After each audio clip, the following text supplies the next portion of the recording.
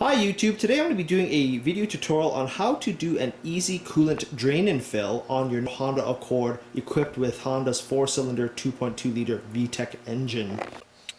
Before conducting any type of work on any vehicle, it's always good practice to make sure that you ensure that your automatic transaxle is placed in park, or if it's a manual, put it into first gear, and to securely engage the emergency brake. To raise this Honda Accord, you want to locate the front central jacking point, which is actually located along the center line of the vehicle, which can be found by looking at the front Honda emblem on the grille, front license plate holder, and then looking directly beneath the car where you can locate that jack point nub right there, which is this metal protrusion. Using a trolley type jack that is at least 2 to 3 tons capacity, begin to raise the vehicle's front end on that centralized jack point. Once the vehicle has been raised high enough, using a set of jack stands, locate the jack stand placement tabs, which is directly behind the front mud flap, which is denoted by this plate here, and carefully lower the vehicle onto your jack stands. For the sake of safety, once the vehicle has been lowered on the jack stands, always go and double check to make sure that the stands are placed properly on the jack stands plate.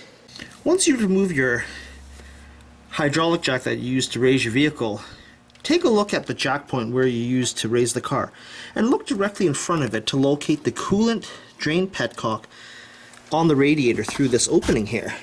So I'm not sure how well you can see it in this low light, but if I look up into this cavity, you can see that the petcock is right here. So what we're going to do is that we're just going to undo this, and if it's really tight and you can't undo it by hand, you can simply grab a pair of needle nose pliers like this and just contact, don't squeeze, but contact this plug and then turn it in the direction to loosen that up. Now, do not do this procedure if you've driven the vehicle for long periods of time where the upper and lower radiator hoses are really hot, because the system is under pressure, and if you open that up you could risk scalding yourself with hot coolant. So the best time to do this type of service is when the vehicle hasn't been driven, or first thing in the morning when the engine's actually cold still. Now I just loosened the radiator drain petcock about 2 turns and coolant began coming over the drain. Now some people would argue that I should completely remove the plug to speed up the draining process, but I opted not to do so because draining it this way keeps my garage floor nice and tidy and dry. While the lower portion of the radiator is draining, I'm going to go ahead and open up the radiator cap to allow air into the cooling system. This will help ensure that the drain occurs a little bit quicker and is slightly more thorough. Now about 10 to 15 minutes has elapsed and the coolant has now stopped dripping from the radiator drain petcock, which indicates that the radiator and at least a portion of the engine has been drained of all the coolant. We're going to go ahead now and just finger tighten that petcock plug. Now once we've closed off the radiator drain petcock, we're going to now go ahead and pull straight up on the coolant reserve tank located here directly in front of the battery, so that we can dump out the old coolant in this container and to give it a rinse to remove any dirt or sediment that might be contained inside this container. Now I just took the container inside my house there and I just rinsed it out to make sure that there's no dirt and stuff inside the bottom of the tank, so I'm not sure how well you can see this, but it's pretty clean. So we're going to go ahead and just reinstall this container onto the bracket that slides up onto this piece here on the back of the tank. And we're going to take a clean paper towel or a rag and just also wipe the tube that goes back in the container to make sure that there's no dirt on it as well.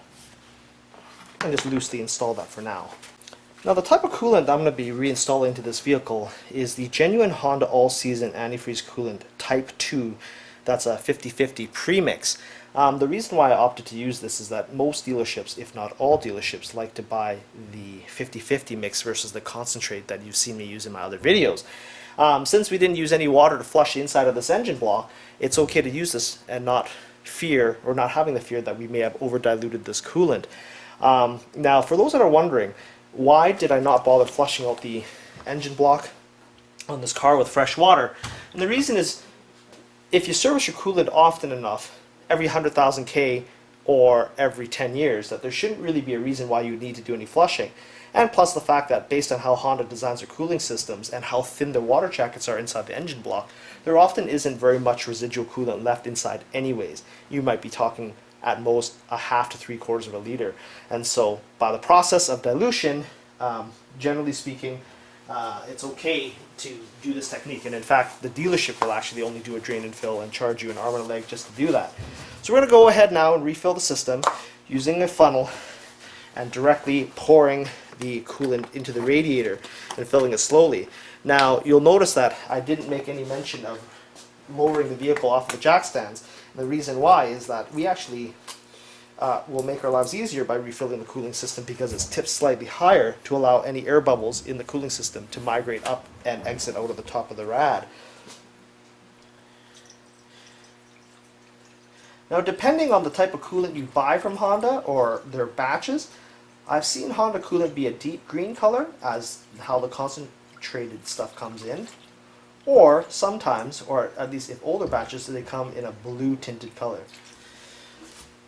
Now, coolant should be serviced every 10 years or every 100,000 kilometers or so, because over time the anti-wear agents and corrosion inhibitors in coolant, as well as the pH properties, change over time, and it actually slowly becomes more and more acidic, which is extremely bad for any metal components inside your cooling system.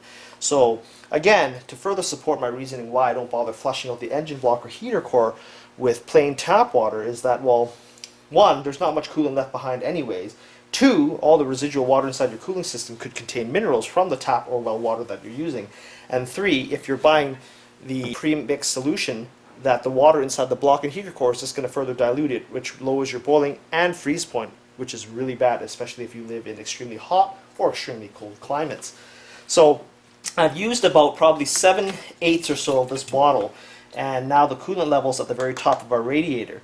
So now we're going to go ahead and leave the radiator cap off and start up the engine and turn our heater on high so that the coolant gets circulated around the engine's cooling system.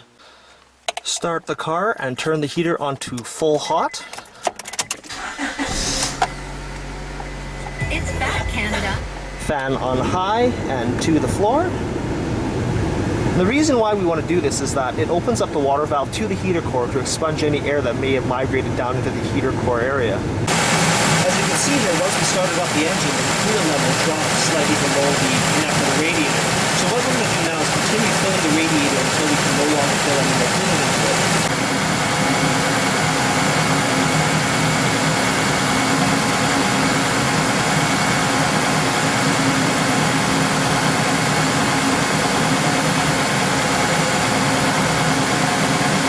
Give the upper radiator hoses a few squeezes to expel any air in the cooling system.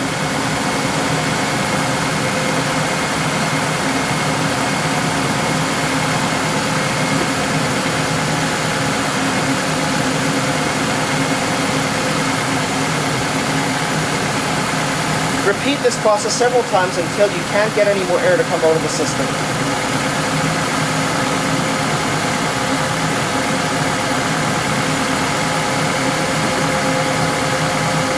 When complete, give your radiator cap a rinse under the tap water and a wipe. Make sure that there's no corrosion, calcium, or debris built up, and replace the radiator cap.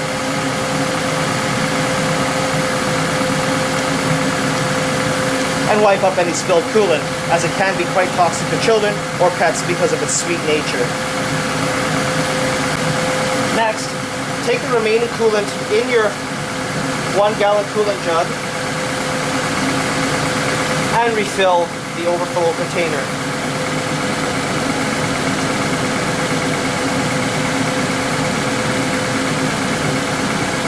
What this will do is that any air that gets expunged from the system while you're driving due to water expansion will bubble out through this overflow container, and then this overflow container will make up for any coolant that might be missing in the system. Replace the overflow cap. After the radiator cap's been replaced and the vehicle has been allowed to warm up, or if the vehicle's been driven a short distance, go ahead and take a look underneath the drain petcock area again to make sure that there are no coolant leaks.